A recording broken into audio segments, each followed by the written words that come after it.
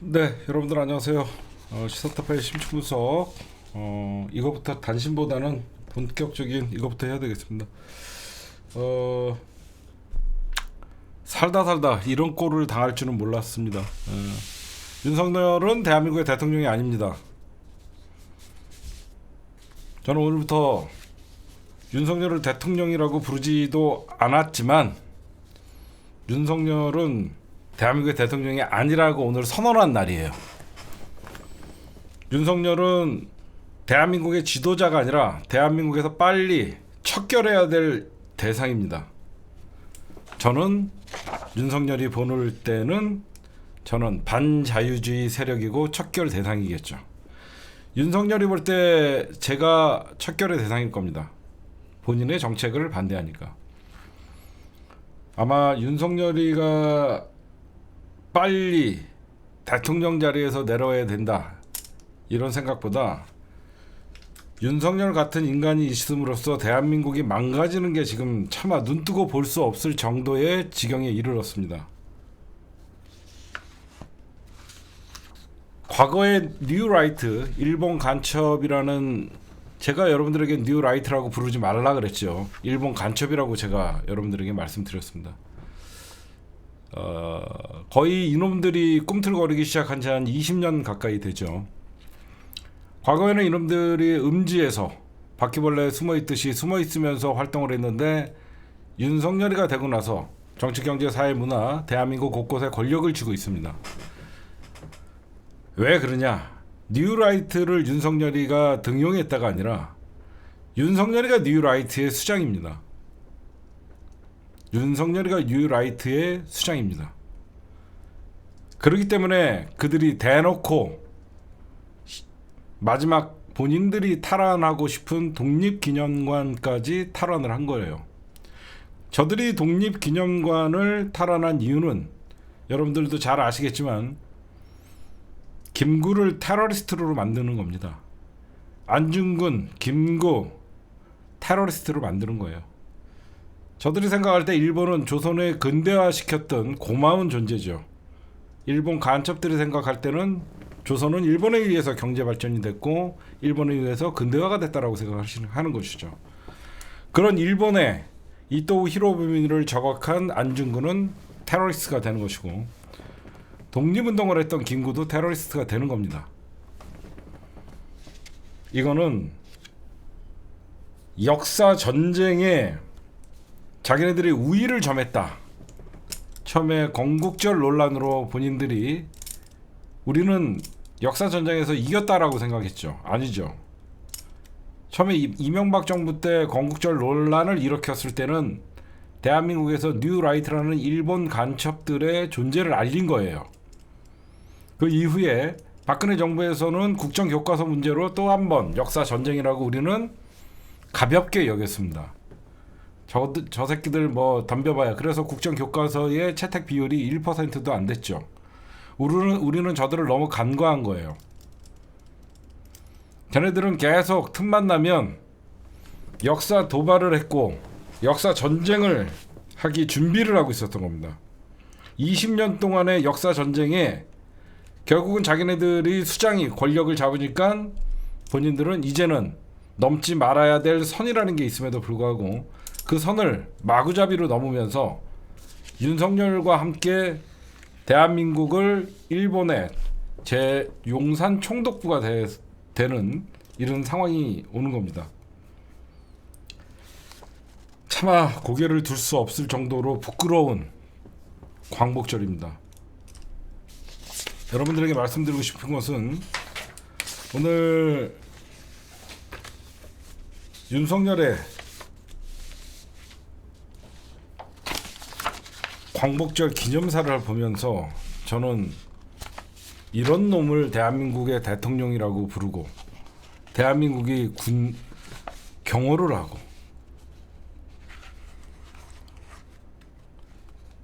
대한민국 광복절에 독립이라는 단어가 없습니다. 독립이라는 단어가 사라졌어요. 오늘 여러분들 윤석열 광복절 경축사에 자유라는 말이 50번 나왔고요. 통일이라는 말이 36회 나왔습니다. 한반도의 자유민주 통일 국가를 만들어야 한다. 이거는 북한 주민에게도 자유를 줘야 된다. 한반도 전체의 민주통일 국가를 만들어야지 진정한 광복이다. 얘네들이 주장하는 한반도의 통일이라는 것은 무력에 의한 흡수 통일입니다. 전쟁을 하겠다는 거예요. 쟤네들이 건국의 아버지로 이승만을 찬양하는 이유가 이승만이가 주장했던 게 바로 북진통일이었습니다. 그렇죠? 북진통일이었어요. 그래서 지금 대한민국이 남과 북이 이렇게 적대적 관계로 나오는 거예요.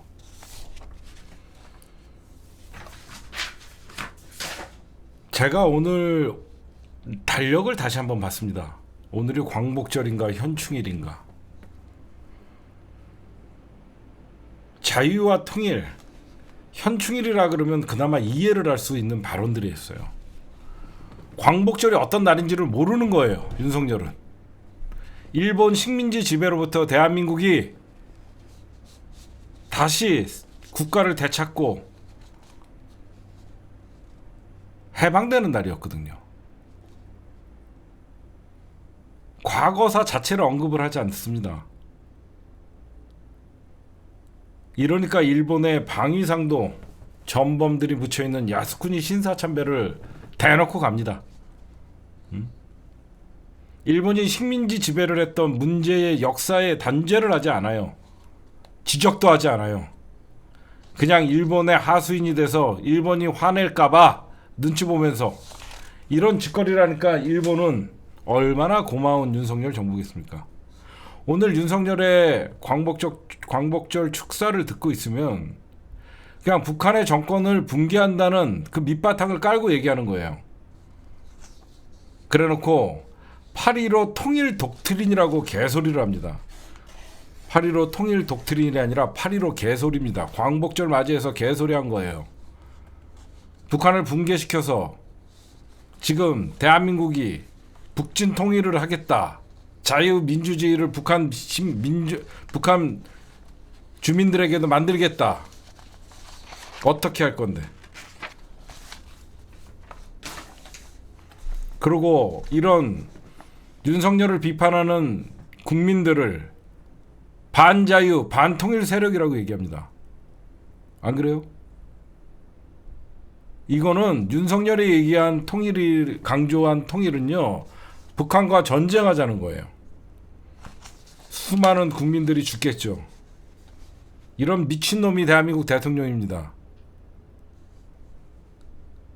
잡혀가도 좋아요. 미친 새끼예요. 맞아요. 이거 대통령 아니에요. 8.15 광복절날 북한에게 선전포고하고 자기를 비판하는 사람들을 반자유 반통일 세력이라고 하는 놈이 무슨 대통령입니까? 응? 그리고 하나 바로 잡을게요. 여기저기서 반쪽짜리 광복절이라고 하죠. 해방 이후에 처음으로 제대로 된 광복절이 효창 공원에서 있었습니다. 반쪽짜리가 아니에요. 저들은 광복절에 나올 자격이 없는 새끼들이에요. 저는 그렇게 생각해요. 반쪽짜리가 아니라 제대로 된 광복절 행사가 효창공원에서 열린 겁니다. 나라를 팔아먹었던 새끼들, 일제에 충성하고 독립군을 학살했던 새끼들이 광복절에 나올 자격이 있습니까? 말 같지도 않은 소리죠. 무슨 반쪽짜리 광복절입니까? 광복의 의미를 알지도 못하는 새끼들과 앉아갖고 나라를 빼앗기고 그 나라 빼앗긴 나라에 독립운동하는 사람들을 폄훼하고 독립운동의 역사를 지우려고 하는 새끼들이 그 자리에 참석하는 게 그게 진정한 광복절 행사예요?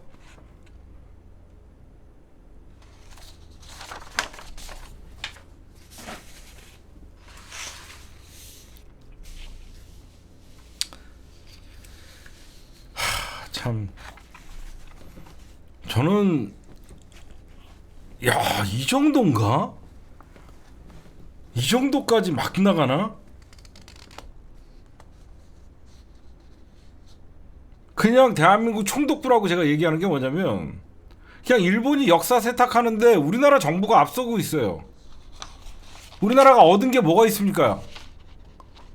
나 진짜 뭐 얻은 거라도 윤석열이가 이렇게만 해서라도 대한민국을 위해서 뭔가를 했다. 뭐가 있어요? 응?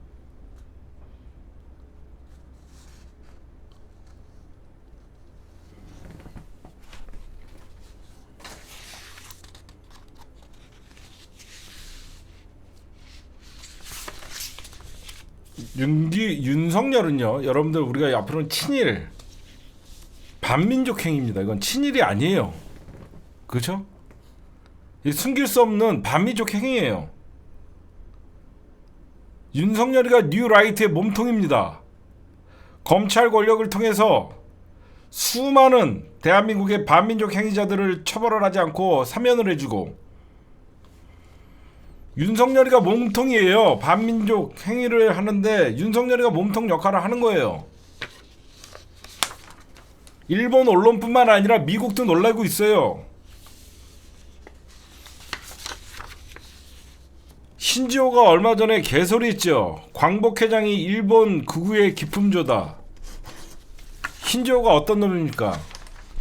뉴라이트라는 운동의 깃발을 처음에 들었던 뉴라이트 단체 자유주의 연대 대표, 뉴라이트 네트워크 공동대표를 지냈던 이놈이 지금 한동훈 지금 지도부에 들어가 있잖아요. 이놈이 얘기한 광복회장이 일본 극우의 기쁨조다, 이 말이 무슨 말인가 해서 찾아봤습니다. 우리나라가 1919년을 임시정부가 수립됐다라고 얘기하니까, 그렇게 하면 우리가 1910년에 일본에게 국권을 침탈당했으니까 일본에게 그러면 9년밖에 식민지 지배를 안 당한 거니까 일본이 좋아하겠네, 이런 말 같지도 않은 생각, 개소리를 하는 거예요. 응? 난 뭔 소린가 했습니다. 우리가 1919년을 임시정부가의 적통을 우리가 얘기하니까, 그러면 1919년에 임시정부가 있었다 그러면 우리나라는 일본의 지배를 9년만 받은 거냐, 이게 뭔 개소리입니까? 어디다 대고 광복회장을 일본 극우의 기품자라고 얘기합니까? 응? 미친놈들이죠. 응? 여러분들이 조금 헛갈려 하시는 게 있는데, 1905년에 을사늑약에 의해서 우리나라는 처음에 외교권을 박탈당합니다. 외교권을 박탈당하고 그 이후에 5년간 일본이 차곡차곡 우리 안에 있는 그 당시에 지금으로 치면 장관들이나 국무위원들을 꼬셔갖고 일본에 협조하게끔 한 다음에 1910년에 완전한 주권을 강탈한 거예요. 그래서 1905년이 을사늑약은 외교권을 박탈하고 그 5년 동안 국내에서 내선일체를 만들기 위해서 일본은 대한제국을 1910년에 주권을 강탈한 거예요. 그래서 사실상 우리나라는 1910년에 일본의 식민지 지배를 받은 게 아니라, 그냥 우리가 1945년이었고 일제 36년이라고 하지만 사실상 1905년부터 일제 식민지 지배를 받은 게 맞습니다. 그래서 40년이 넘게 1905년부터 1945년 우리가 8월 15일 거의 40년 가까이 우리가 일제의 식민지 지배를 받은 거예요, 여러분들.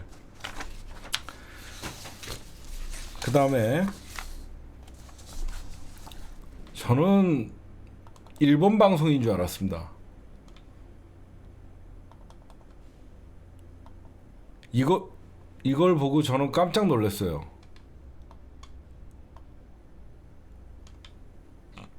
여기에 KBS가 있다는 걸 보고 깜짝 놀랐습니다. 어떻게 이런 일이 발생할 수 있습니까?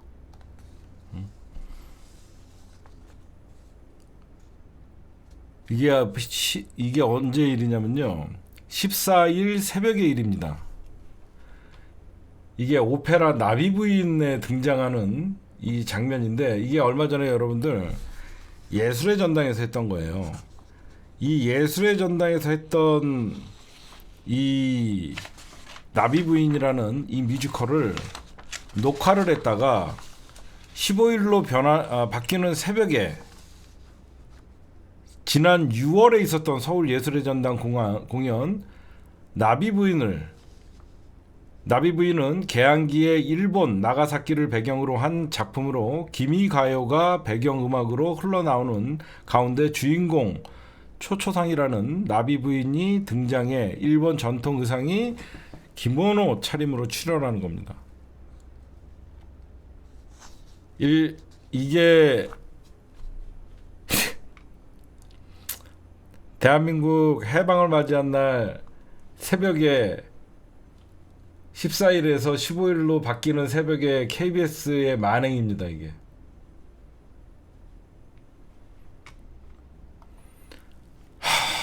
나 참 근데 KBS에서 뭐라고 변명을 했냐, 이게 6월 29일 날 공연을 녹화를 해서 7월에 방영을 하려고 했는데 올림픽 중계로 이게 밀려갖고 8월 15일 새벽에 방송이 됐다. 말 같지도 않은 소리죠. 응? 지금 오늘 저녁에 이승만 다큐 영화 기적의 시작, 미친놈들입니다. 이래서 방송 장악하려는 거죠. 깜짝 놀랐어요. 이거 제정신 잃은 겁니다. 나라가 이래도 됩니까? 나라가 이래도 됩니까? 이거 사형감 아니에요? 이게 제대로 된 나라면 저런 새끼들은 즉각 검찰이 잡아가갖고 간첩죄, 반역죄 저런 거 바로 구속시켜야 되는 거 아니에요?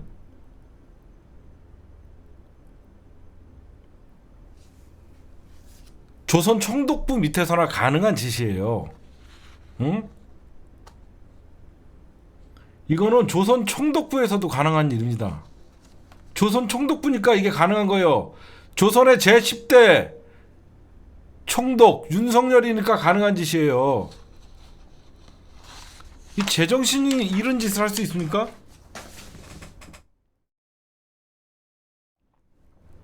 여러분들, 그리고 이런 말씀을 좀 드릴게요. 오늘 효창공원에서 여러분들 우리가 기념식을 했죠. 광복절 기념식을 했는데 여러분들도 효창공원 한 번씩 가보신 분들도 있고 아직 못 가보신 분들도 있을 것입니다. 근데 대부분 알고 있죠. 제가 늘 말씀드리는 것은, 그러니까 이 효창공원의 역사만 간단하게 좀 말씀드리고 여러분들에게 갈게요. 효창공원이 만들어지고 이게 1971년도 박정희 정부 때 이 효창공원을 이 민족 의사들, 여러분들 알다시피 3의사의 묘가 있습니다. 여기에는 지금은 4의사의 묘라고 합니다. 처음에 이 효창공원이 여러분들 만들어질 때 보면요, 그 의사라는 말, 우리가 뒤에 윤봉길 의사, 안중근 의사, 이런 의사는요, 일제의 상징적인 인물들에게 폭탄을 던지거나 총을 쏘아서 그들을 살해하거나 의거를 하신 사람들을 의사라고 부릅니다. 근데 우리가 알고 있는 대표적인 의사들이 안중근 의사, 이봉창 의사, 윤봉길 의사, 백정기 의사, 이런 분들이 있어요. 근데 이분들이 대부분 이런 거사를 치르고 나서 일본에 의해서 고문 또는 사형을 당했습니다. 지금 효창공원에는 이봉창, 윤봉길, 백정기 의사의 유해가 안치돼 있어요. 그래서 이 세 분의 묘를 삼의사라고 해요. 삼의사의 묘라고 합니다. 근데 이분들은 이분들의 그 시신이 해외에서 와서 1946년 효창공원에 이제 묻히기 시작하면서 효창공원이 독립운동을 상징하는 의사들의 사실상 성지가 됐던 거예요. 이 효창공원의 역사를 좀 알려드리면 1945년 해방이 된 다음에 이렇게 이봉창, 윤봉길, 백정기 이런 의사들의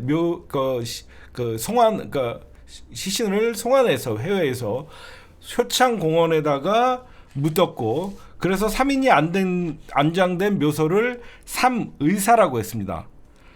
그런데 이 삼의사 묘소엔 이름은 삼의사라고 돼 있는데 삼의사 묘소엔 4개의 묘가 있어요. 4개의 묘. 그게 하나가 뭐냐, 여러분들 잘 아시면 안중근 의사의 가묘입니다. 가묘. 안중근 의사의 가묘. 여러분들 알다시피 지금 안중근 의사의 묘를 못 찾았죠. 여러분들 왜 안중근 의사의 묘를 못 찾아, 그러니까 시신을 못 찾았는지 아십니까? 그걸 알려드릴게요.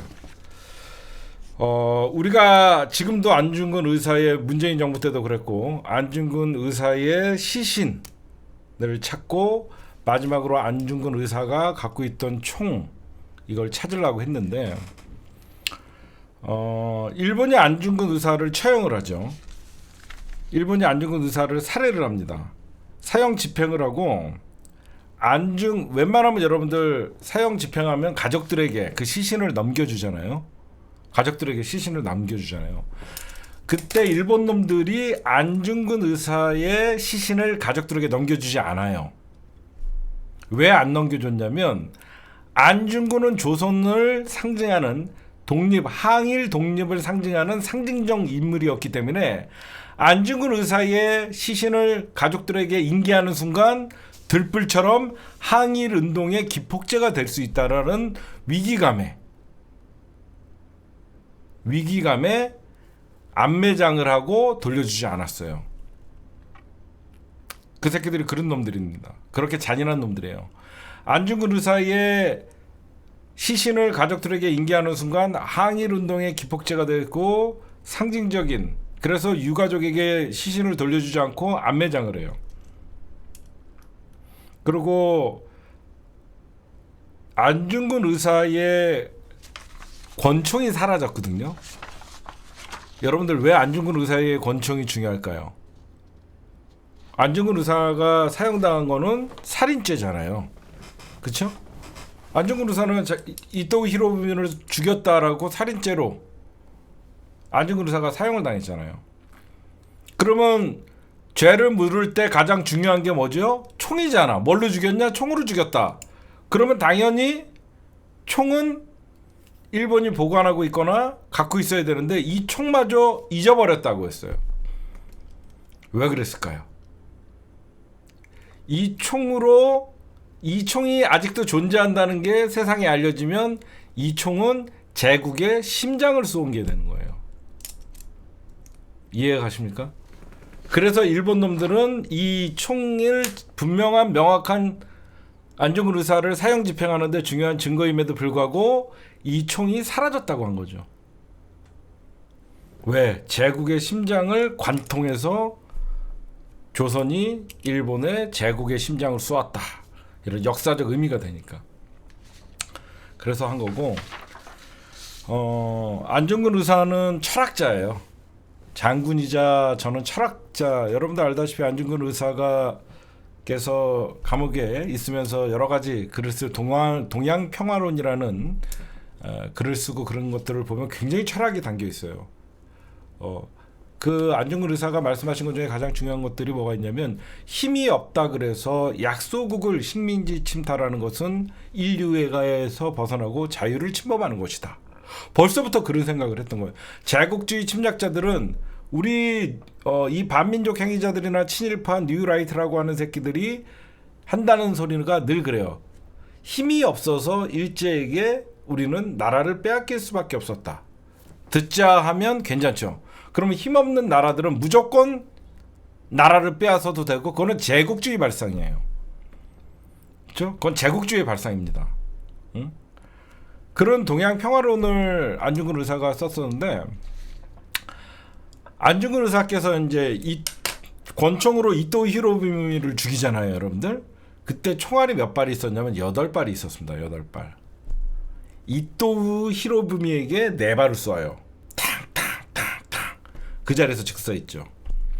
그러고 나서 나머지 세 발은 누구에게 쏘냐면 이토우 히로부미를 경호했던 경호원들에게 세 발을 쏘아요. 이 총은 분명히 8발이 있었는데 총알이 한 발 남아 있었습니다. 일본 법정에서 왜 8발의 총이 있었는데 한 발을 쏘지 않았냐? 왜 한 발을 남겨놓냐? 안중근 의사가 이런 말을 합니다. 나는 이토우 히로부미를 죽이기 위해서 이 총을 사용한 것이지 무고한 시민들을 죽이기 위해서 이 총을 사용한 게 아니다. 그래서 나는 목표를 달성했기 때문에 이 나머지 한 발은 의미가 없었다. 그 얘기를 하십니다. 아무나 죽이려고 한 게 아니라 나는 이토우 히로부미를 죽이기 위해서 거사를 준비했기 때문에 더 이상 나에게 총알은 의미가 없었다라는 거예요. 정말로.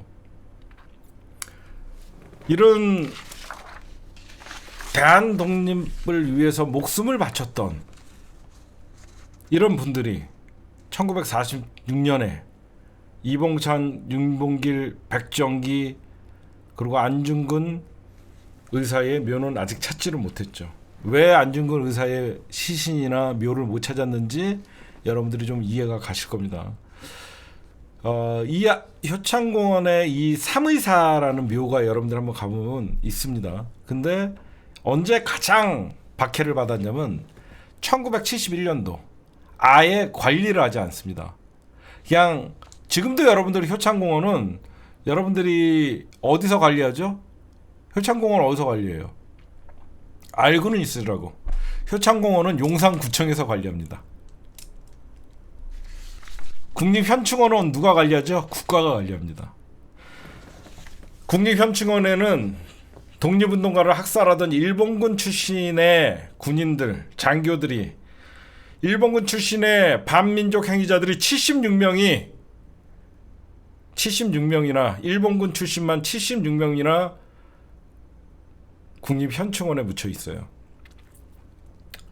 그에 반해서 대한 독립을 위해서 목숨을 바쳤던 이 삼의사 이분들의 묘는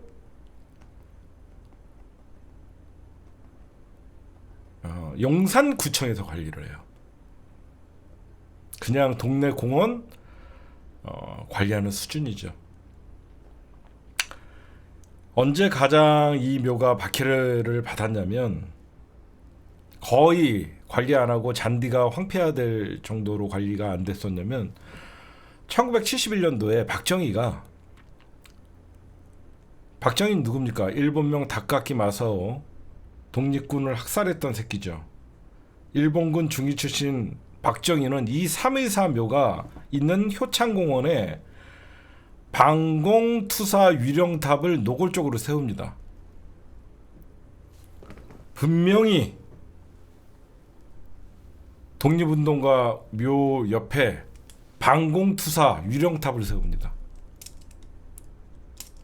왜? 이곳이 독립운동가들의 어떤 우리가 생각할 때 이곳이 독립운동가들의 그 상징적인 그런 자리로 원하지 않은 거죠. 진짜 그러니까 독립운동의 성지가 될까봐 이 방공투사 유령탑, 방공투사 누구죠? 그냥 북한과 대적하면서 과거의 신분색탈 누구든지 방공투사면 백선엽이 될 수 있고 노덕술이 될 수 있고 이런 놈들의 위령탑을 독립운동가 옆에 세웠던 거예요. 진짜 국립현충원에 일본군 출신 새끼들이 묻혀있는 건 좀 심한 거 아닙니까? 그래서 파묘라는 영화도 나오잖아요.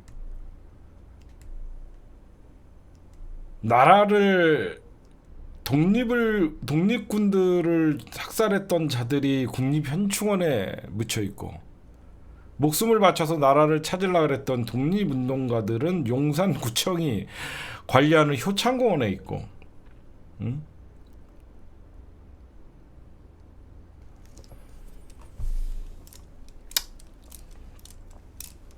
이런 말씀을 좀 드리고 싶어요. 안중근 의사는 왜 한 발을 남겼을까?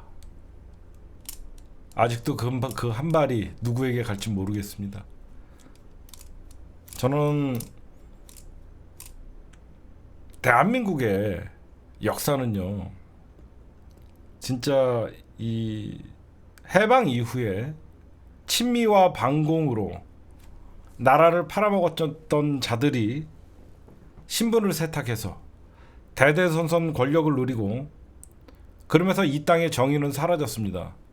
오늘 광복절 대한민국의 정의가 사라졌다는 것을 만천하에 알린 날이에요. 이제는 뉴라이트가 대한민국을 접수했다, 일본 간첩들이 나라를 접수했다라는 슬픈 날이에요. 오늘은 슬픈 날입니다.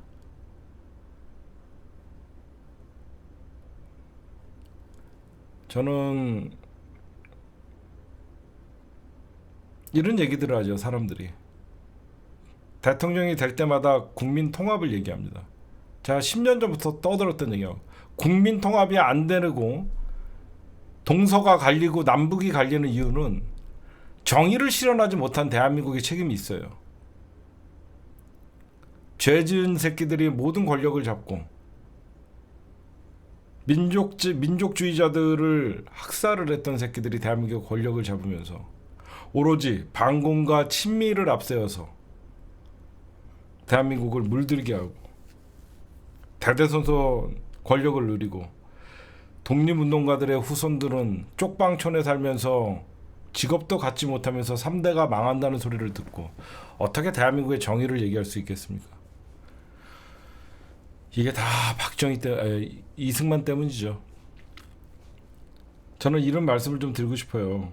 국민통합은 단죄하지 않은 정의가 남아있기 때문에 국민통합이 안 되는 겁니다.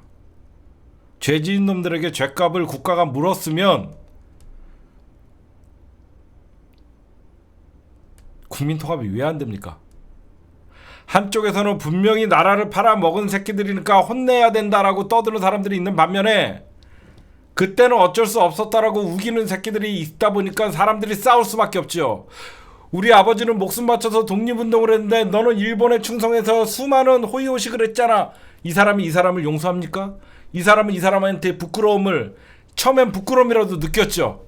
이제는 부끄러움을 넘어서 그들을 죽이려고 왔고, 뻔뻔함을 넘어서 이제는 자기네들이 정당했다고 떠드는 시대가 된 거예요. 나라에 정의가 없으니까 국민통합이 안 되는 겁니다. 한마디로 정의란 무엇인가가 아니라 정의가 무너졌기 때문에 죄를 지어도 지네가 권력만 잡으면 덮어주는 거예요. 거기에 지금 검찰 새끼들이 가장 앞장섰던 것이죠. 제 말이 좀 두서가 없는데, 죄를 단죄하지 않으니까 또 다른 범죄가 일어나는 거예요. 정말 너무너무 분노하지만 해방 이후에 북한같이 우리나라도 친일파들을 척결하고 제대로 된 죄를 묻고 그들의 재산을 모조리 빼앗고 그들에게 죄를 물었다 그러면 어디서 지금도 친일 행위를 하겠습니까? 단죄하지 않으니까 괜찮다고 생각하는 거고, 단죄하지 않았더니 범죄자들이 자기 죄를 숨기기 위해서 권력을 잡고, 너 그때 친일파였잖아, 너 그때 나쁜 짓 했잖아 라고 하는 사람들을 암살을 하고, 박정희의 친일 행각을 제일 잘 알고 있는 장준하 선생님을 박정희는 암살을 하고, 대한민국의 독립의 상징적인 인물인 김구 선생님을 암살을 하고, 이런 나라가 무슨 정의를 논합니까? 응? 이런 나라에서 무슨 정의를 논해요? 응?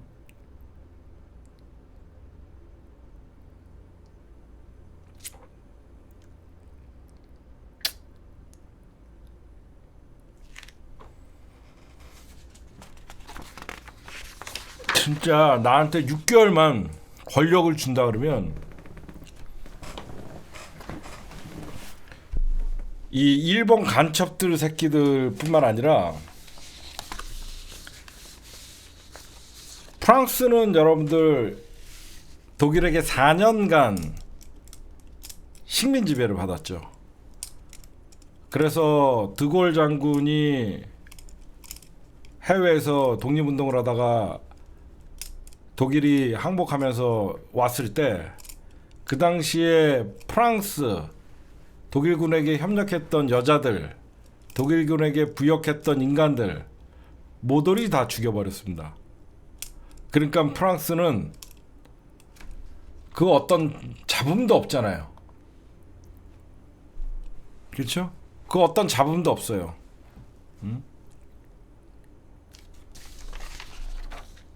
제발 정권 잡으면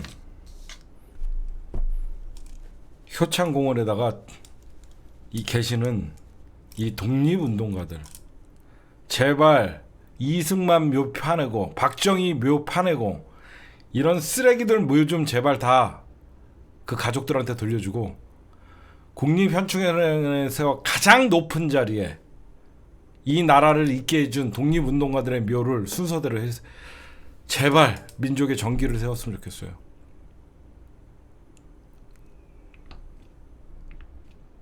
이건 아니죠. 그렇죠?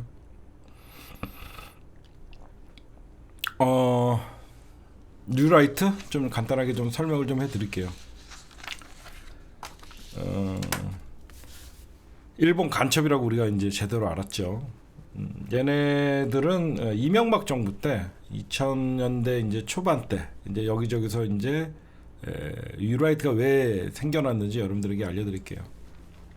스물스물 기어 나와요. 그 기어 나오는 인물들이 보면 일본에서 그 전까지만 해도 뭐 서울대의 대표적인 학자인 이영 누구죠? 그 사람? 뭐 이런 자들이 학자는 경제학을 공부했던 사람들 이영훈가? 이영훈 이런 사람들은 이제 일본에 넘어갑니다. 일본에 넘어가서 일본의 어떤 연구비 지원을 받으면서 여러 가지 그 일본이 얘기하는 아시아의 어떤 자기네들의 역사 세탁 그런 것들을 이제 듣고 일본에서 공부하면서 듣고 와요. 그러면서 이제 우리나라로 돌아와서 갑자기 뜬금없는 일본의 식민지 경제화론을 그렇죠 얘기를 합니다.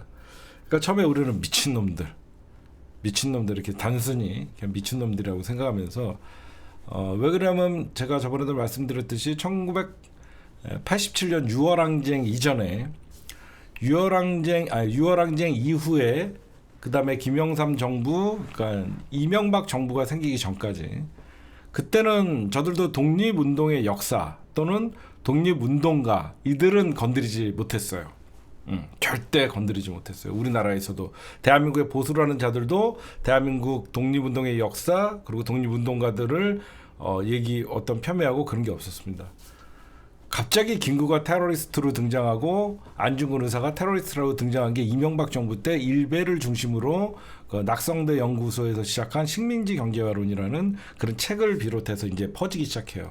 이런 얘기도 있다 하면서 일본의 관점에서 일본이 대한민국을 사실상 그 식민지 국가로 하는 거는 일본이 오히려 대한민국의 경제 발전과 근대화에 앞장서줬다. 이렇게 하면서 이제 말같이 그럴 때는 우리가 엄청나게 저 미친 새끼들이라고 하면서 이제 무시했죠. 그러니까 우리 사회에서 이제 얘네들이 이제 꿈틀꿈틀 대면서 우리는 그냥 역사 전쟁에서 저것들이 이제 소위 쉽게 얘기해서 친일파들이 이제 꿈틀거린다 이렇게 얘기하면서 뭐 우리의 친일 새끼들 막 이렇게 단순하게 이제 생각을 하고 있었죠. 그러면서 이제 본격적으로 이 새끼들이 이제 또 연임을 하니까 이명박 때 이제 곳곳에서 여러분들 갑자기 언제부터 우리나라 단체 중에 자유 무슨 연맹, 자유 뭐뭐가 2008년도 이후에 이명박 정부 이후에 수많은 단체들이 자유 뭐뭐 그게 다 뉴라이트 단체들이었어요. 이놈들이 이제 시민사회와 결합해서 뉴라이트 단체, 그러니까 자유 앞에 들어가는 놈들은 전부 뉴라이트 단체였어요. 그럼 대한민국의 그러니까 수구 보수 기득권 세력들이 사실상 친일파와 연관이 있었고 민족 반역자들과 연관이 있었고 사실 독립운동의 역사와는 사실 민주진보와는 좀 거리가 있죠. 대한민국에 지금 실질적으로 지배하는 권력과 돈을 갖고 있는 어떤 그런 기득권들이 볼 때는 그러면서 이제 그러니까 이명박, 그러니까 노무현 대통령이 이 일이 왜 발생했냐 이거 얘기를 해줄게요. 제가 좀 말이 두서가 없어서 여러분들이 좀 잘 이해해 주세요. 그럼 왜 갑자기 뉴라이트가 갑자기 튀어나왔냐? 이거는 아무도 얘기하지 않는데 뉴라이트가 갑자기 등장을 하고 일본 간첩들이 노골적으로 이제 대한민국에서 등장한 이유는요 노무현 대통령 때문이에요. 이게 무슨 말이냐면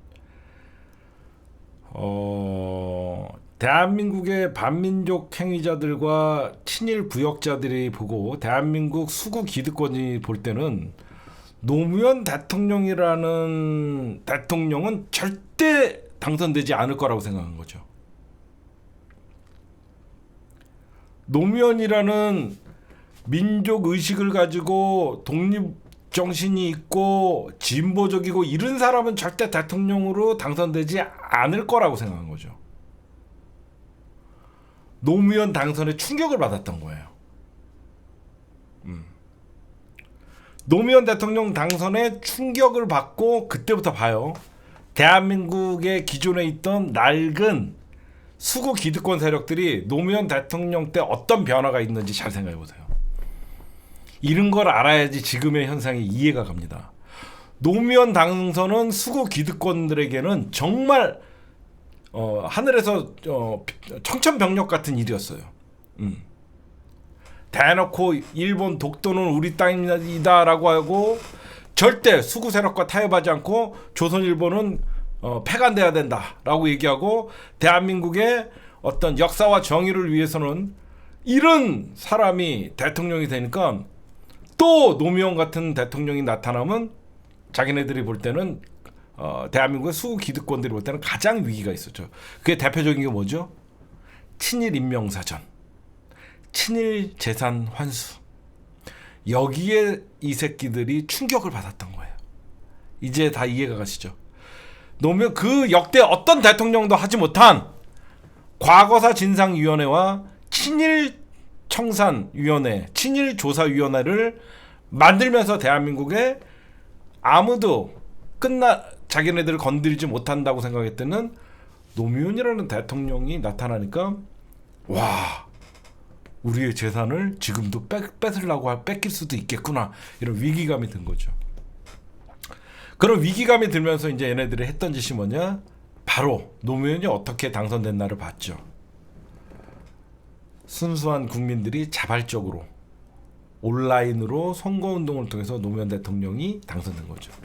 그때부터 이제 얘네들이 아차 싶어갖고 일베 전사를 키우기 시작한 거예요. 이런 역사적인 스토리를 알아야 돼요, 여러분들. 갑자기 언제 일베가 등장하고 갑자기 언제 댓글 부대가 나타난지를 보세요. 걔네들은 노무현 대통령 당선에 연구를 하기 시작합니다. 아, 우리가 온라인 시대, 인터넷 시대에서 본인들이 지고 있구나. 그래서 국정원 원세훈을 동원해서 이명박이가 국정원 댓글 부대를 만들고 여기저기서 갑자기 이제 일베라는 사이트가 생기면서 본인들의 역사 전쟁의 장을 만들기 시작하는 것이죠. 그러면서 이제 저들이 그러니까 노무현 대통령의 등장과 대한민국 수국 기득권들의 위기감이 만들어낸 게 지금의 이명박 정부의 뉴라이트와 새로운 일베들의 탄생이었어요. 그러면 왜 얘네들은 노무현 대통령 당선에 큰 충격을 받았냐? 당연히 이회창이가 당선되고 이길 줄 알았는데 낡은 바로 종북몰이 반공 프레임은 끝났다는 거였어요. 연구를 했더니 어떻게 노무현이 이겼나? 여태까지 권력을 쉽게 잡았던 대한민국의 수구 기득권 세력들이 볼 때는 그냥 선거 때만 되면 북한에서 총 좀 쏘아주고 북한 종북몰이 좀 하고 이렇게 하면 단순히 반공과 종북몰이 그런 이념 싸움으로 하면 본인들이 그냥 쉽게 이겼던 적이 있는데, 그럼 왜 선거를 졌냐 했더니 얘네들이 볼 때는 항상 이 친일 문제에 대해서 늘 밀리는 거예요. 이해가 가십니까? 일본 문제가 나오면 대한민국의 수구 기득권들이 반발할 게 없는 거야.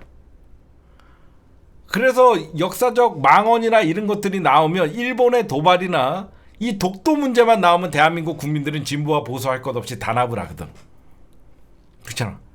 독도 문제 나오면 진보와 보수가 단합을 하고, 여기저기서 한일 역사 전쟁이 벌어지면 일본이 야스쿠니 신사참배를 하면 일제히 조중동마저도 비판하는 그런 시대적 흐름이 있었단 말이야.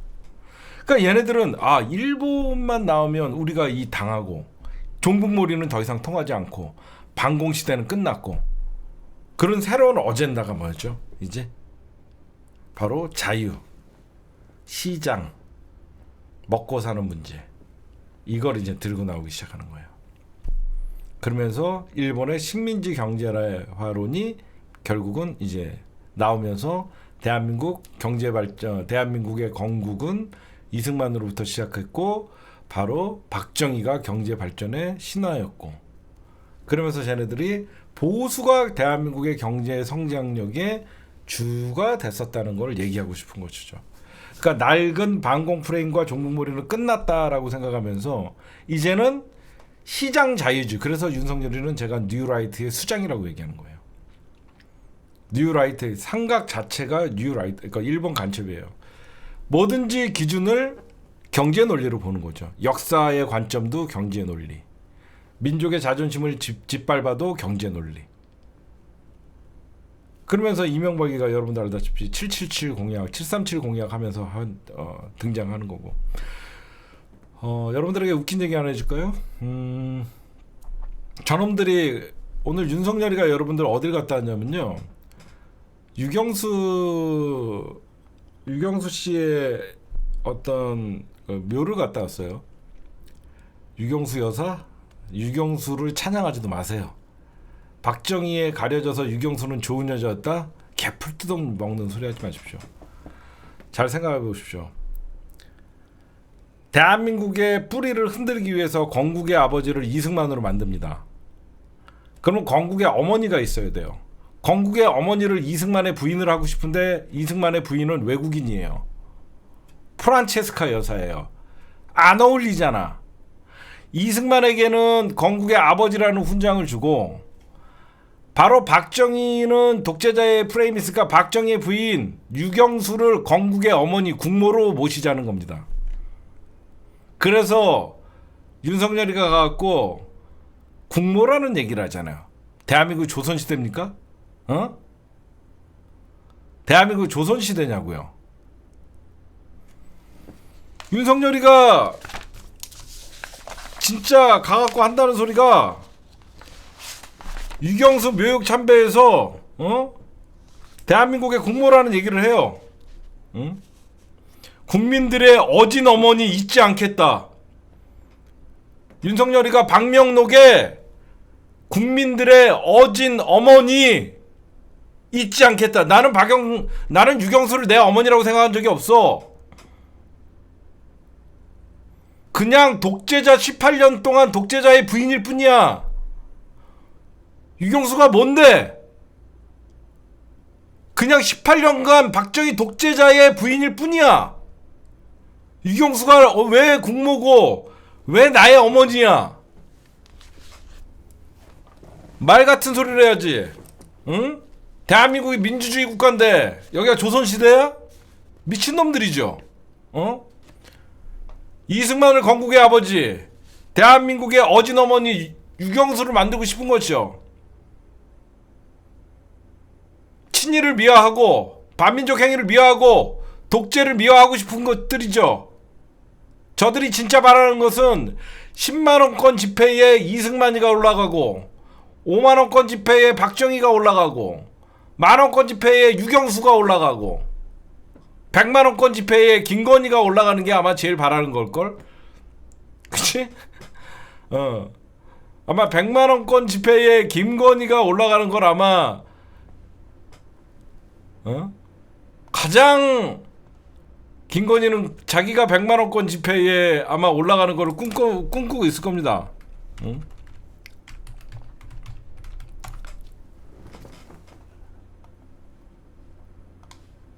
여러분들 100만원권 사진에 이 사진이 올라간다면 100만원권 찢어버리지 않겠습니까? 응?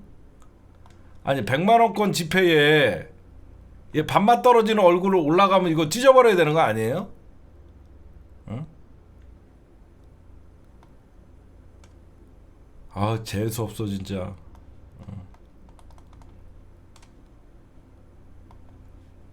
너는 그냥 어디 그 사행성 머니의 얼굴을 좀 들어가면 딱 어울리는 얼굴이에요.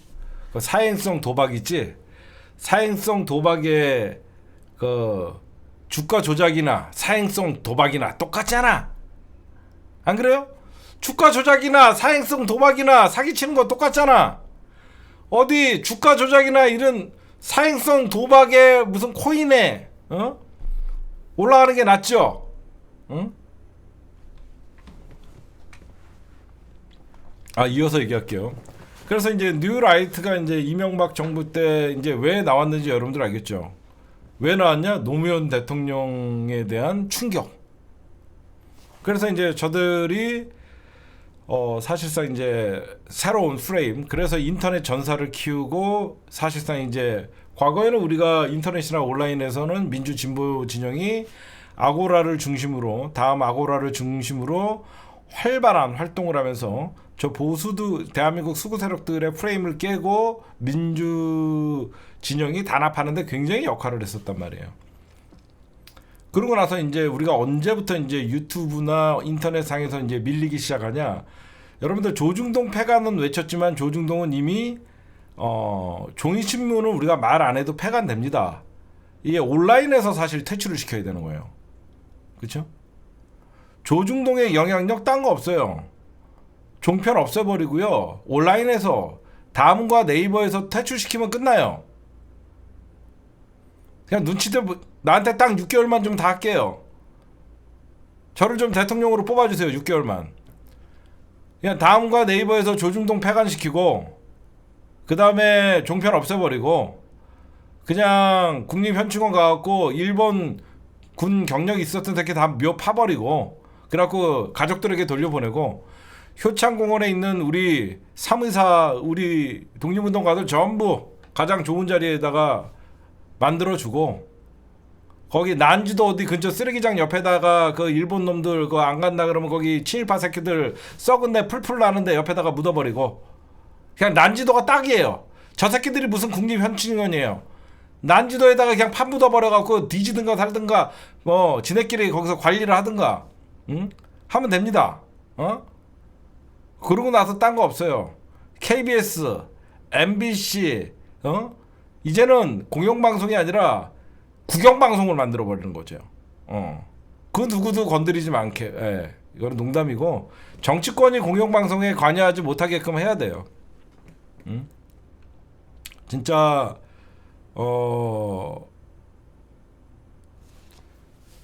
또 얘기가 좀 딴 데로 빗나갔는데 여러분들 오늘 충격적인 얘기죠. 이놈들이 왜 뉴라이트를 형성했고 갑자기 지금의 어떤 대한민국의 주류가 됐나. 노무현 대통령 당선에 충격을 받았었고 자기네들의 대선 패배의 요인을 분석을 했더니 낡은 반공 프레임과 종북머리는 더 이상 통하지 않는다라고 하면서 뉴라이트라는 일본을 찬양하는 놈들을 중심으로 학자들이 왜 지냐 했더니 맨날 우리는 일본 머리만 나오면 자기네들이 국민들 그러니까 선거에서 불리하다는 거죠. 친일몰이, 반민족, 자기들 할 말이 없는 거죠. 박정희를 아무리 건국의 경제 발전의 신화를 얘기하려고 해도 18년간의 독재와 닭깎기 마사라는 과거를 지울 수 없고 여러 가지 그런 행적들을 어떻게든지 역사나 신분을 세탁하기 위해서는 일본의 어떤 대한민국의 식민지 지배를 미화시켜야 된다는 필요성이 있기 때문에 쟤네들은 이제 노골적으로 새로운 이건 학문이 아닙니다. 이거는 새로운 학문이 아니라 그냥 일본의 간첩들이 침투해갖고 대한민국의 기득권들 결국은 여러분들 전호영 박사님이 이런 말씀을 하시더라고요. 제가 전호영 박사님 말씀을 들으면서 깨달은 게 뭐냐면 나는 이건 단순한 역사 전쟁이다 라고 생각을 했는데 얘네들이 왜 커졌냐를 생각해 보면 결국은 지금의 대한민국 재벌들, 대한민국의 기득권들 결국은 독재자와 손잡고 본인들의 조상들을 따져보면 전부 친일의 흔적들이 묻어있고 이 사람들이 그러면 보이지 않게 이 어떤 민주 진보 진영과 대항해서 싸우려면 자연스럽게 이 뉴 라이트라는 자유 진영, 시장 경제 중심 이쪽으로 뭉칠 수밖에 없다는 거죠. 정치, 경제, 사회, 문화에서 곳곳에 자기가 뉴 라이트라고 얘기하지 않지만 그런 의식을 갖고 있는 사람들이 이미 우리 사회에 상당히 퍼져 있다는 것이죠. 그래서 이제 이명박근혜까지 이제 정권을 잡았죠. 그래서 그러니까 여러분들 노무현 대통령 때 조선일보와 대한민국 수구 세력들이 어떤 짓을 했는지 잘 생각해 보세요. 가짜 조선일보가 앞장을 서서 사학법, 가장 중요한 게 사학법 개정, 그 다음에 국가보안법 폐지, 노무현 대통령이 하는 모든 정치적인 행위들을 딴지를 거면서 못하게 하고 그러면서 경제 망하고 있다. 노무현 대통령 때 경제 지표를 보면 가장 좋았는데 그래서 이게 다 노무현 때문이다. 결국은 노무현 대통령들은 친일파들, 반민족 행위자들의 정치적 죽음을 당한 거예요. 그래서 제가 노무현 대통령의 원을 아직도 저는 저들을 용서하지 않는다는 거예요. 그래서 여러분들끼리 싸우지 말라는 거예요. 노무현 대통령은 친일 청산, 과거사 청산, 결국은 조중동과 함께 대한민국 기득권들에 의해서 그 기득권들의 앞잡이였던 검찰에 의해서 노무현 대통령은 정치적인 타살을 당한 겁니다. 그래서 우리 민주 진영에게 노무현같이 된다라는 무서움을 보여준 거죠. 니들 함부로 과거사를 재단하려고 그랬다간 과거를 밝히려고 그랬다는 죽는다라는 걸 보여준 거죠. 그러고 나서 이제 박근혜가 이제 또 정권을 잡고 이제 문재인 정권이 등장을 했죠. 문재인 정부가 이제 등장을 해서 쟤네들을 또 한 번 긴장을 하게 됐죠. 또 긴장을 하고 문재인 대통령이 적폐청산이라는 기치를 걸고 이명박근혜를 단죄하려고 그랬죠. 단죄를 했죠, 어느 정도. 근데 제가 저번에도 얘기했지만 단죄하라고 칼을 쥐어준 놈이 뉴라이트의 수장이었던 거예요. 단죄의 대상인 검찰에게 대한민국의 기득권 수장이었던 이명박근혜를 단죄하라고 해버린 거죠. 이게 진보에 순진한 거예요. 진보가 순진하다 보니까 검찰부터 단죄를 하고 조져놨으면 자연스럽게 이명박근혜도 조져버릴 수 있었는데 청산의 대상에게 적폐청산이라는 칼자루를 쥐어줘 버렸더니 이 새끼들이 이제 세상 무서운 줄 모르고 저는 그걸 잘못한 거예요. 권력 행사나 그런 게 아니라 검찰을 먼저 개혁을 하고 검찰을 먼저 가장 셌을 때 조져놓고 이문정 검사나 박은정 검사나 제대로 된 검찰을 만들어 놓고 적폐청산을 했어야 되는데 가장 썩어 빠진 정치 검찰들에게 이명박근혜를 수사를 한다는 건 힘을 실어줘 버린 거죠. 그렇죠? 무슨 말씀인지 아시겠어요? 윤석열 자체, 정치 검찰 자체들이 청산의 대상이었는데 이놈들이 박근혜 정부에서부터 국정농단 사건을 수사를 하다 보니까 이 새끼들한테 칼자루를 주다 보니까 문재인 대통령이 그 칼자루에 의해서 나중에 뒤통수를 맞은 거죠. 얘네들은 여러분들 윤석열 싫어했던 사람 있어요? 박근혜 구속시키고 이명박 구속시킬 때? 문재인 대통령을 여러분들 원망할 일이 아니에요. 당신들 윤석열 응원 안 했어? 당신들 그러면 안 돼. 윤석열이가 이명박근혜 구속시킬 때 나부터도 윤석열은 대한민국의 좋은 검사인 줄 알았어. 다 문재인 대통령도 우리가 속았다라고 얘기했고, 응? 이제 와서 당신들은 윤석열을 의심했다 개소리 하지마. 이명박근혜 구속시킬 때 나는 한동훈이는 정말 정의로운 검사인 줄 알았고, 윤석열은 진짜 강골 검사인 줄 알았고, 박찬호 이런 윤석열 특수부는 정말 다 뭔가 다른 사람들이다 라고 생각을 했던 거야. 응? 누구의 핑계도 대지마. 누구의 핑계도 대지마. 민주 진보 당신들이나 문재인 대통령 다 똑같은 민주 진보 진영이 순진해서 그런 거야. 다 순진하다 보니까 좋은 검찰도 있다는 착각을 했던 거야. 그래서 가장 먼저 청산을 해야 될 대상들에게 칼자를 줘서 이명박근혜를 청산시켰더니 나중에 검찰개혁을 하려더니 이 새끼 봐라. 야, 우리가 너를 어떻게 대통령 만들어줬는데 네가 우리를 개혁을 한다고? 그러면서 조국을 친 거야. 그렇죠? 조국을 치면서 뉴 라이트의 본성을 드러내기 시작하면서 수구 세력들이 이명박근혜 갖고는 우리가 또다시 권력을 잡을 수 없으니까 이때다 싶어갖고 그동안에 대한민국의 수구 기득권 뉴라이트 세력들이 윤석열을 밀면서 윤석열이 대통령 된 거예요. 윤석열이 대통령 된 거야. 왜? 이명박은 망한 대통령, 사기꾼 이미지. 박근혜는 무능의 칠푼이. 나머지 얘네들 그 누구를 해도 유승민은 배신자, 홍준표도 뭐 배신자, 뭐 규합할 수 없어. 그럴 때 어떻게 용병이 필요했던 거야.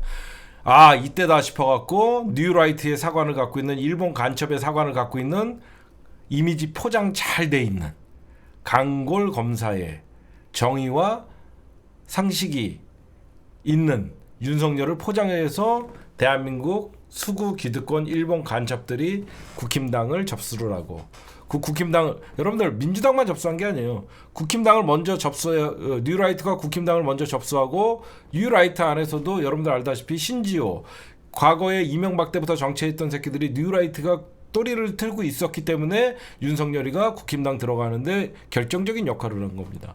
그래서 얘네들이 이제 뉴라이트가 국힘당을 접수를 하고 대권을 먹고 이제 뉴라이트의 일본 간첩들의 세상이 된 것이죠. 그러다 보니까 우리는 윤석열 주변에 뉴라이트가 있다라고 생각했지만 윤석열 자체가 뉴라이트인 거예요. 일본 간첩인 놈들이요. 그러다 보니까 얘네들은 과거에 이런 일본의 식민사관은 부끄럽고 창피한 줄 알면서 나 뉴라이트 아니라고 숨어 다녔던 새끼들이 이제는 대놓고 가장 우리 민주 진보의 상징적인 독립기념관장을 본인들이 접수했다. 깃발 꽂은 거예요. 깃발. 야, 우리 뉴라이트가 이제는 대한민국의 주류다. 독립기념관 우리가 접수했다. 이제 김군은 테러리스트가 되고 안중근도 테러리스트가 된다. 사실상 자기네들의 역사 전쟁의 종지부를 찍었다. 이제 대한민국의 주류는 민주 진보 독립운동의 역사가 아니라 자기네들이다 라고 하면서 사실상 대한민국의 주류를 선언한 날이에요. 김태호 이런 애들의 문제가 아니라 윤석열 자체가 뉴라이트이기 때문에 김태호를 꽂은 거죠. 안 그래요? 윤석열 자체가 뉴라이트의 수장이기 때문에 김태호를 불러들이고 이명박 때 뉴라이트 애들만 골라갖고 지금 쓰는 거죠.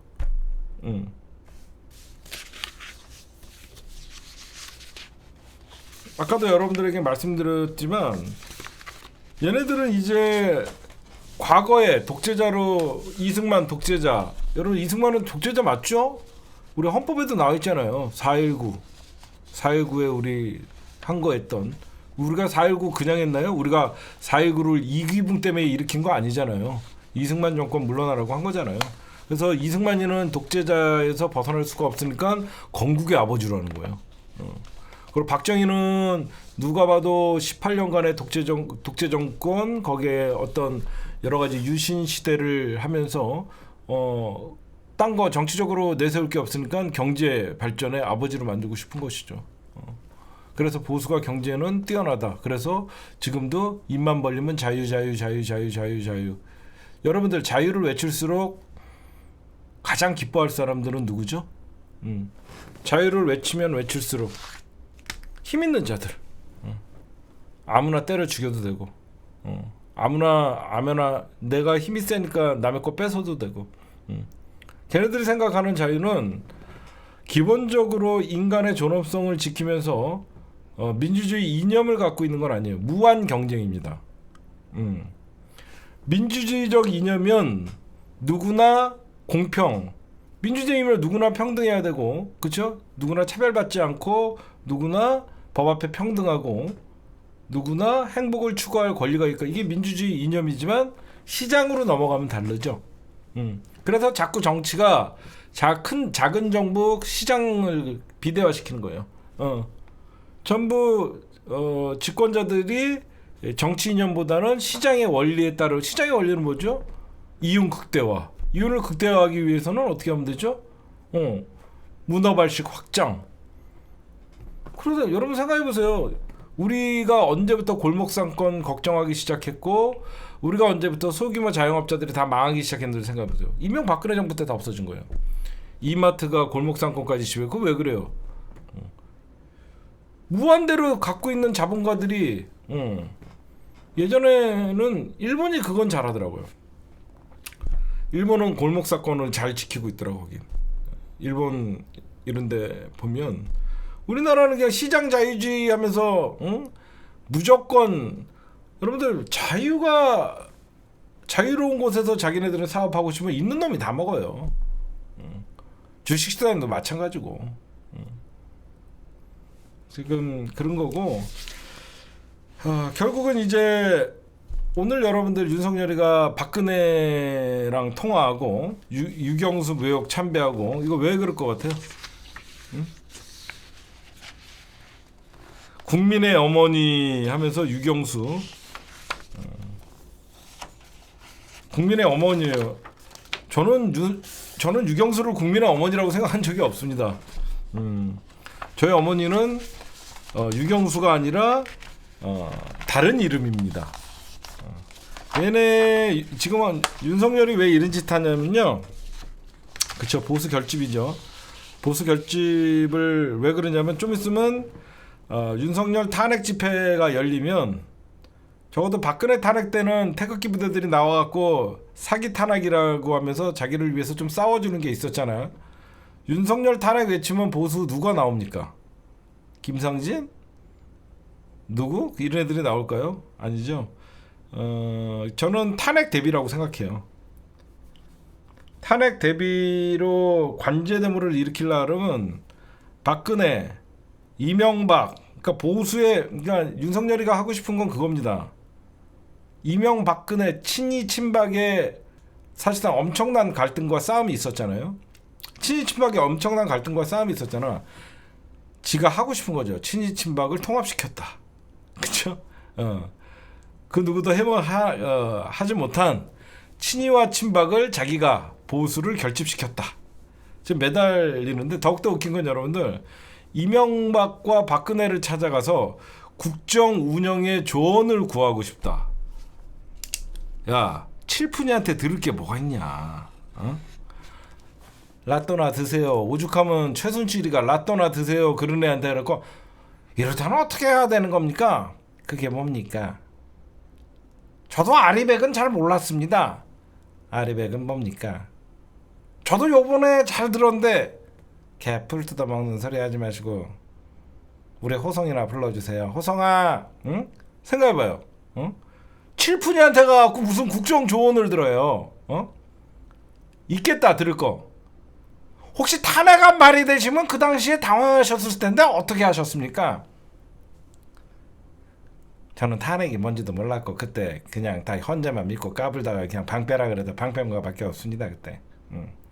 그때 저는 뭐 최순실이가 하라는 대로 했고, 라떼 먹으라고 라떼 먹었는데 갑자기 물러나고 네가 잡아갔잖아 이 새끼야.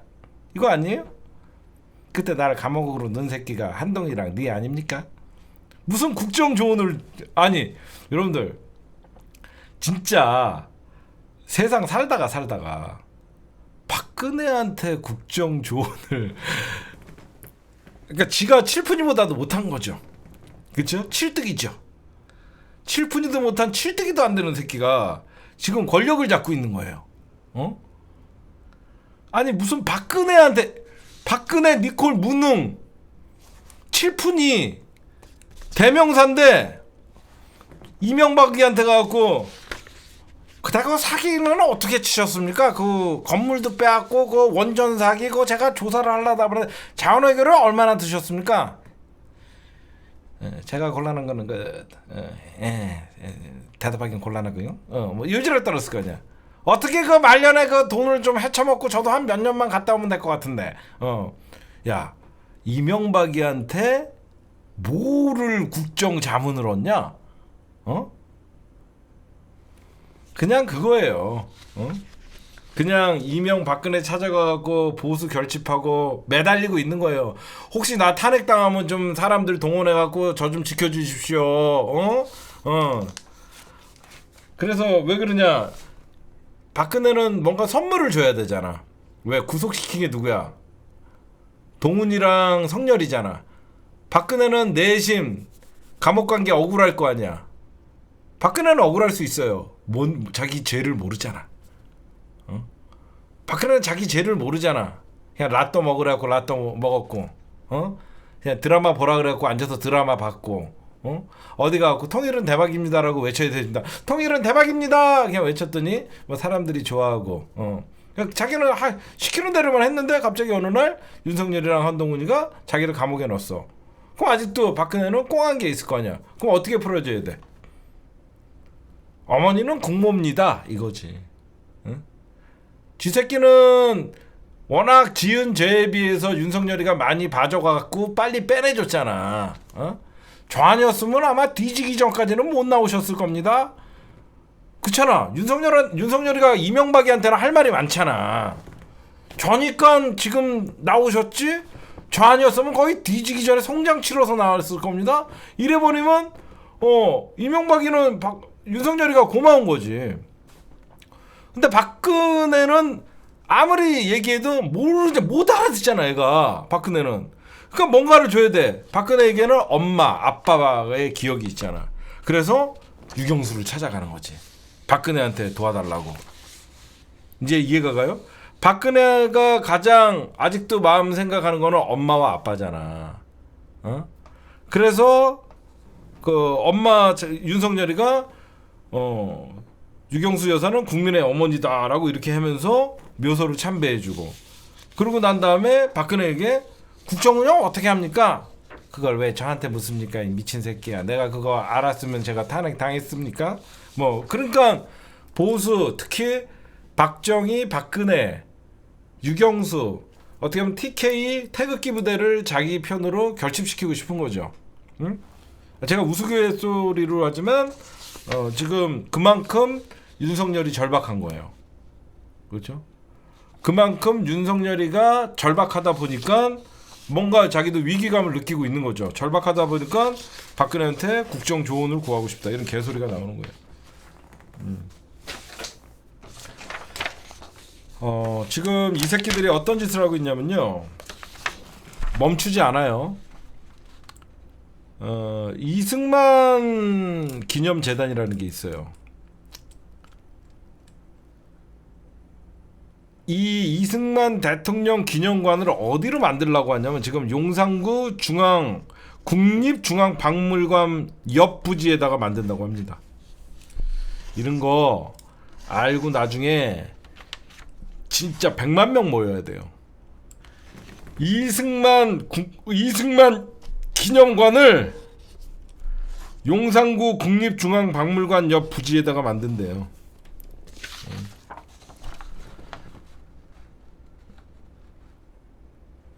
이유는 용산은 이승만 전 대통령이 쟁취한 한미동맹의 땅, 미군 기지에서 용산공원으로 변모한 용산의 역사적 상징성이 크다.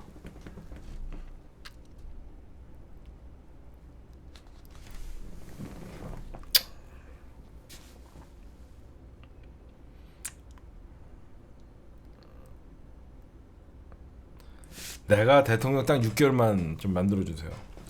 제가 여러분들 마포에 우리 개국본 사무실이 있었고 제 사무실도 이제 마포를 왔다 갔다 하잖아요. 마포를 지나갈 때마다 열받는 게 있어요. 박정희 도서관인가 있는 거 아세요? 그걸 왜 만듭니까? 아 진짜 마포에 박정희 도서관인가 뭔가 큰 거 있는 거 아시죠? 마포에. 진짜 이런 거 다 파버려야 돼요. 응?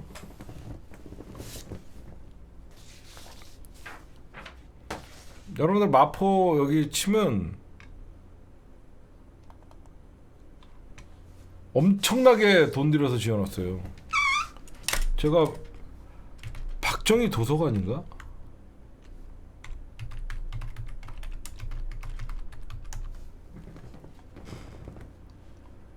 여러분 봐봐요, 제가 거짓말인가?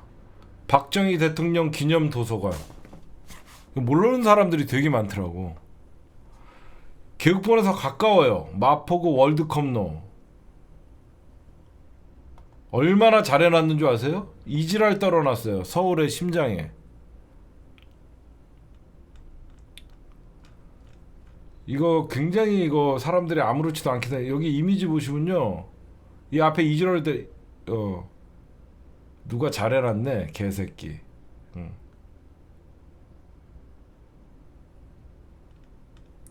여기 여러분들 엄청나게 커요. 2017 이게 언제 만들어졌는지 모르겠어요. 왜 이런 짓거리를 해놨을까?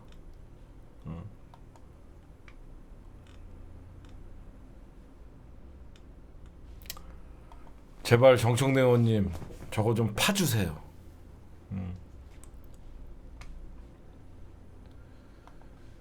우리 사회 곳곳에 저런 데다가 엄청난 세금이 들어가는 거예요. 엄청난 세금이 들어가는 거예요, 저게. 박근혜 때 하지 않았겠습니까?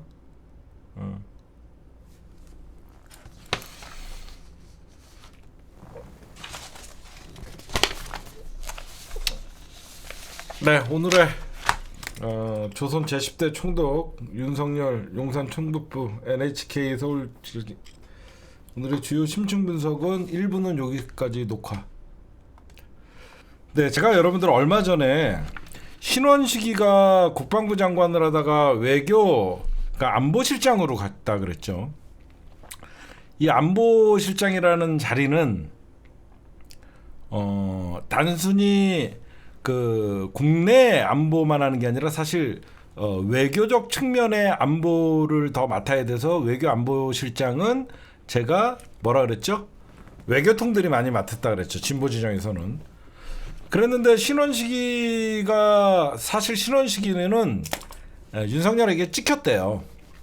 신원식이는 윤석열한테 찍혔는데 왜 신원식이가 그러면 더 출세한 것 같이 국가안보실장이 사실 더 위거든요. 컨트롤 타워 역할을 하니까 국방부를. 왜 신원식이 갔냐면 얼마 전에 여러분들 신원식이가 그 청문회에 나왔었죠. 신원식이가 청문회에 나와서 외교 국방 안보 청문회에 나와서 이런 얘기를 합니다. 어떤 얘기를 하냐면 한미일 동맹에 준하는 어떤 조약이나 협상을 맺은 게 있냐? 공개하지 못한다. 그렇죠? 공개하지 못한다. 왜 안보실장으로 요놈이 옮겨갔냐면 그때 이미 사인을 해놓고 그러면 나머지 나중에 그러니까 한일 어떤 조약은 여러분들 국회의 비준을 받아야 되지만 조약을 비켜나갈 수 있는 미일 그러니까 한일 어떤 그 조약에 버금가는 협정을 맺으면 우리가 난리칠 거 아닙니까? 난리치면 경질, 난리치면 사퇴. 그러니까 한마디로 원포인트 사퇴 카드로 쓰기 위해서 신원식이가 올라간 거라고 봐요. 신원식이가 만약에 윤석열에게 신임이 두터웠으면 10월에 있을 대장 인사에 관여를 하겠죠. 그렇죠? 얘가 안보실장으로 간 이유는 이번 달 9월인가 10월에 어떤 그 협정을 마무리 짓고 그 다음에 사퇴하는 수순으로 만들려고 하는 카드 같아요. 제가 보니까. 그거고 그 다음에 윤석열이가 공수처에다가 수사기밀 실시간으로 언론에 유출했다. 의도적으로 흘렸다면 중범죄 책임져야 할 것이다. 미친놈이죠. 공수처는 대통령이나 그 어떤 외압으로부터 자유롭다라 그래서 이런 발언 자체가 공수처 수사 대상이에요. 그쵸? 어디서 고위공직자 비리수사처를 대통령이 책임지라 이런 짓거리를 합니까? 공수처 압박하는 거죠. 공수처는 이런 소리가 있으면 바로 대통령실 압수수색 하는 거예요. 원래는. 응? 그럼 무슨 얘기냐? 이번에 공수처가 대통령 휴대전화에 3개월치 통화 내역을 확보했다라는 게 매우 당황한 거죠. 너 그거 수사 내용 발표하면 죽는다 이거죠.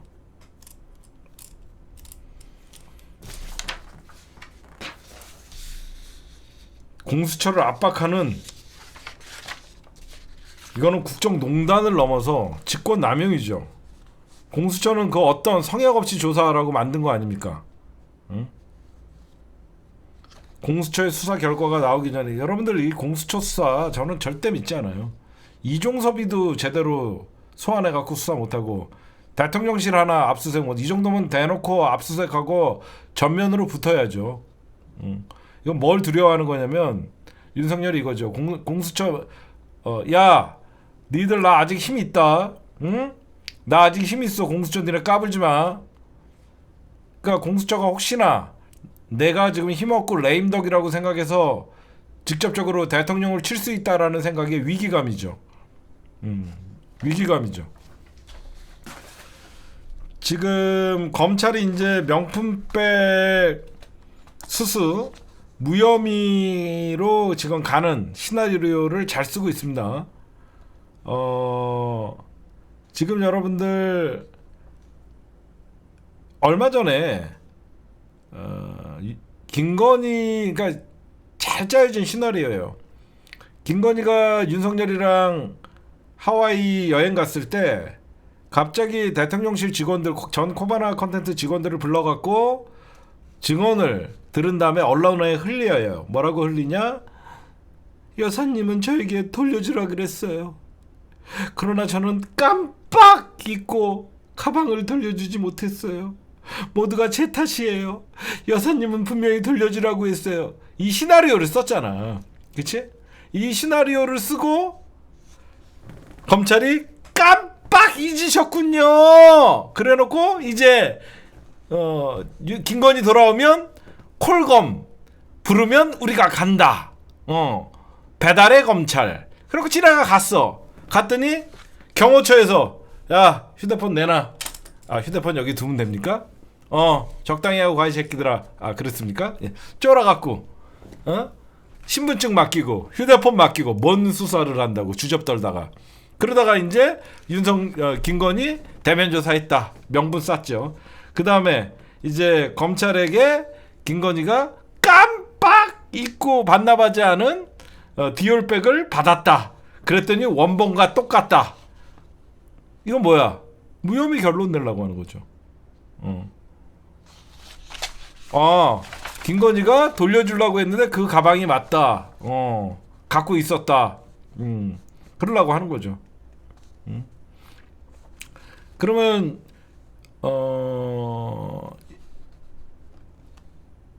김건희는 무혐의 처분을 내리더라도 윤석열도 형사 책임이 분명히 있잖아. 윤석열이가 공직자잖아. 그럼 김건희는 배우자에 대한 어떤 처벌 조항이 없다라는 감사 어떤 권익위에 그런 개 같은 판단이 있지만 검찰은 윤석열이가 공직자이기 때문에 윤석열 직무와 관련돼서 배우자가 금품 수수를 했냐 언제 알았냐 이것도 해야 되거든요. 이걸 만약에 위반했다 그러면 3년 이하의 징역 또는 3천만 원 이하의 벌금인데 대통령은 형사 사건의 소추의 대상이 아닙니다. 재임 기간에는. 그러나 기소를 중지할 수는 있죠. 그래서 대통령 자리가 끝나면 사실상 그 기소가 이제 다시 풀려서 조사를 할 수 있는 거예요. 그럼 대통령의 직무 연관성 범위가 어디까지인가를 검찰이 따져야 되는데 검찰이 윤석열을 기소를 하겠습니까? 말 같지도 않죠. 결국은 무혐의예요. 윤석열 지금 현재 서울중앙지검 지금 누가 수사를 하고 있냐면요. 서울중앙지검 형사 1부 김승호 부장검사가 하고 있는데 결국은 윤석열 커플에게 무혐의 처분을 하겠죠. 그러면 여기서 어떤 일이 발생을 하냐? 결국은 이원석이가 9월 달까지가 임기잖아요. 근데 전부 윤석열 커플 무혐의 처분을 내리면 이원석이가 법과 원칙대로 한다 그랬는데 얘는 마지막 할 수 있는 게 뭐냐면 수사심의위원회를 열 수가 있어요. 지금 분명히 이원석이가 김건희 조사 과정에 문제가 있었다라고 지적을 했기 때문에 마지막으로 이제 이원석이가 나가면서 쟤네들이 무혐의 내릴 거를 어떤 대비를 해서 대검에서 수사심의위원회를 열어놓을 수가 있죠. 그것까지 좀 지켜봐야 돼요, 여러분들. 그 다음에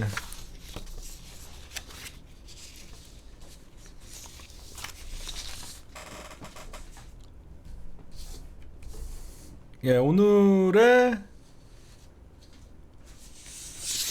결국 여러분들 윤석열이가 이렇게 광복절날 어떤 통일이 아니라 북한 해방 선언을 한 거거든요. 북한을 우리의 힘으로 붕괴시키고 북진 통일하자 이거 얘기한 거는요. 극우들이 환영하는 얘기잖아요. 그렇죠? 미국의 힘을 믿고 북한을 그래서 극우들이 정권 잡거나 뉴라이트들이 정권을 잡으면 남북의 평화가 아니라 쟤네들이 하기 때문에 북한의 인권을 문제 삼거든요. 북한의 인권을 문제 삼으면서 북한 인민을 해방해야 된다라고 하면서 북진 통일을 하는 거는요. 지금 윤석열도 욕하고 있는 극우 세력들을 규합하기 위해서 그래서 이명박근혜를 찾아가고 유경수를 국모라고 개소리를 하고 거기에다가 극우 세력들을 규합하기 위해서 오늘 광복절날 통일이 아니라 북한 해방 시키자라고 하면서 이 말은 통일이라고 했지만 북한을 해방시키자라고 하면서 사실상 대한민국을 전쟁의 늪으로 빠뜨리는 그런 짓거리를 한 거라고 저는 생각을 해요. 그렇게 해석하시면 될 것 같아요. 네, 그리고 요즘 이제 뭐 정봉주 의원의 문제, 뭐 전현 의원님의 어떤 음해 이제 며칠 안 남았습니다. 제가 다시 한번 강조하지만 정봉주를 비판하는 사람들도 이재명 당대표의 지지자고 정봉주 의원을 응원하는 분도 정봉주 의원이 반명이 아니잖아요. 누구보다도 이재명 당대표에게 새 시대를 열어야 된다라고 얘기했고 그 분노하신 분들은 왜 말은 앞에서 그렇게 해놓고 뒤에서는 박원석에게 그런 식으로 얘기했냐 그런 거에 대한 분노잖아요. 그리고 제대로 된 왜 사과를 안 하냐. 제대로 된 사과를 떠나서 정봉주 사퇴하라고 어떤 집회가 열리고 이때다 싶어갖고 이재명 당대표 지지자들 갈라치게 하려는 이제는 멈추세요. 제가 그 참 여러 가지 댓글들을 보면서 이런 말이 참 와닿더라고요. 정봉주를 비판하라고 강요하지 마세요. 그 말이 참 와닿더라고요. 저는 정봉주를 옹호하라고 여러분들에게 강요하지 않습니다. 그만해도 된다라고 얘기합니다. 지금 이재명을 지키겠다라고 하면서 정봉주 사퇴를 외치는 사람들은 정봉주를 비판하지 않으면 너도 수박이라는 그런 진짜 이거는 북한식 이렇게 지지자들이 변하면 안 돼요.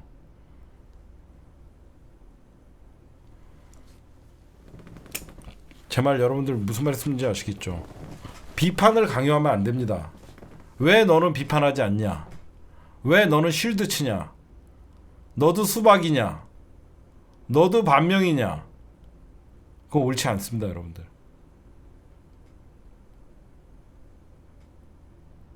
그거는 이재명 당대표한테도 전혀 도움이 안 돼요.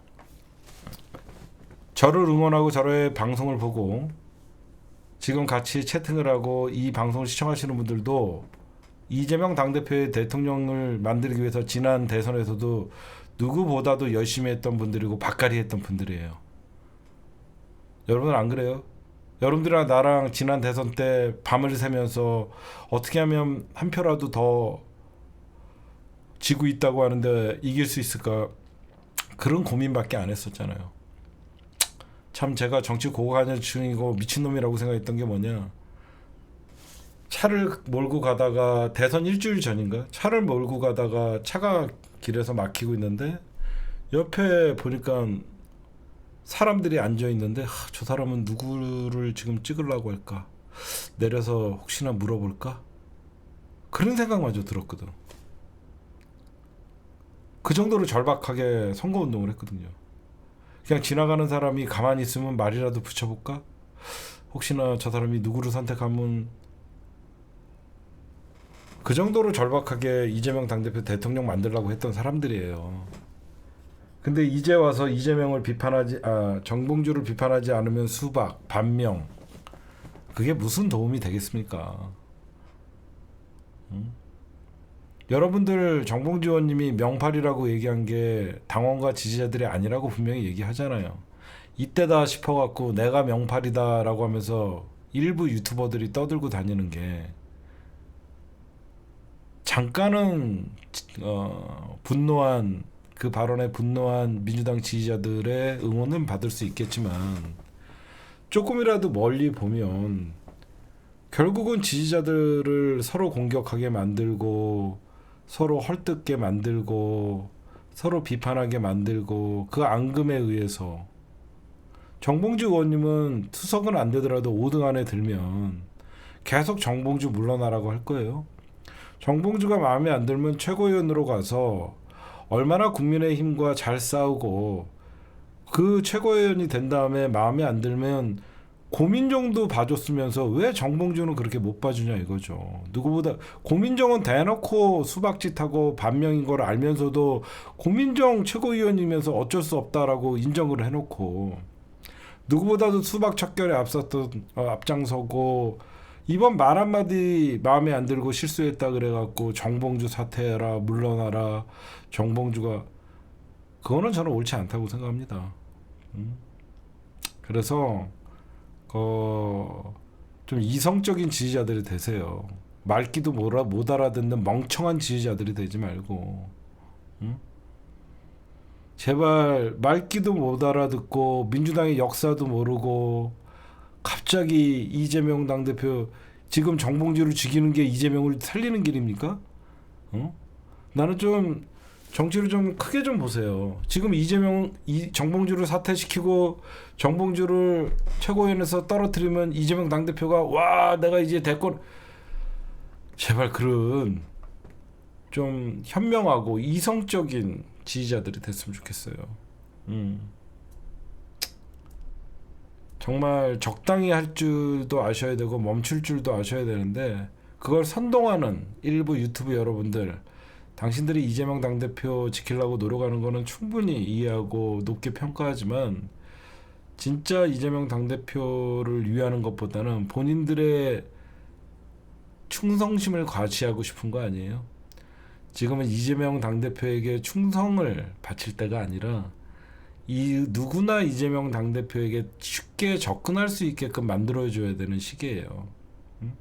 당신들이 설치면 설칠수록 기존에 있던 민주당 지지자들이 질려버리는 거예요. 그리고 밖에서 이재명 당대표를 지지하고 싶어도 당신들 같은 마녀 사냥하는 사람들이 많이 있을수록 민주당과 점점 거리가 멀어지는 거예요. 알겠죠?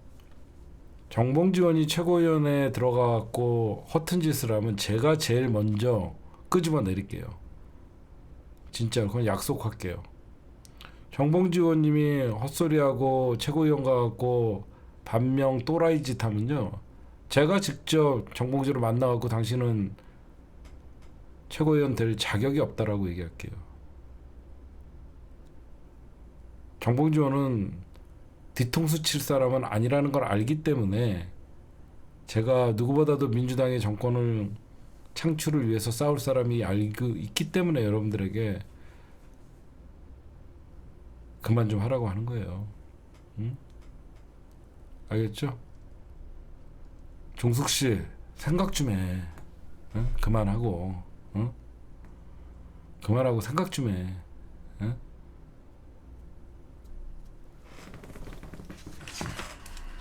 딴 사람들한테, 응? 그러니까 여러분들도 지금 민주당 전당대회 이번 주면 끝나죠. 응?